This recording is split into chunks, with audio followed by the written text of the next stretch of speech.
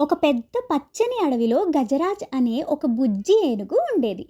గజరాజ్కి ఆటలంటే ఎంత ఇష్టమో, భోజనం అంటే అంతకంటే ఎక్కువ ఇష్టం. దానికి ఎప్పుడూ ఆకలే.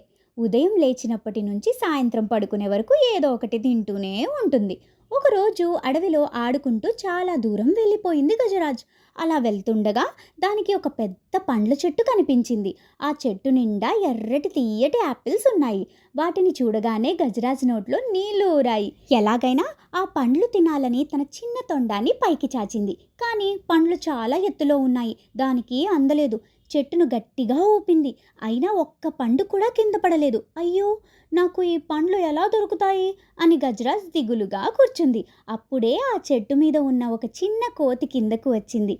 గజరాజ్, నేను నీకు సహాయం చేస్తాను అని చెప్పి చకచకా చెట్టెక్కింది. కొమ్మల మీద గెంతుతూ బాగా పండిన యాపిల్స్ అన్నిటినీ కిందకు విసిరింది. గజరాజ్ కడుపు నిండా ఆ తీయటి యాపిల్స్ తిని చాలా సంతోషించింది. ఆ ఆనందంలో కోతిని తన వీపు మీద కూర్చోబెట్టుకుని అడవి అంతా తిప్పుతూ దానికి ఒక మంచి ఫ్రెండ్ అయిపోయింది.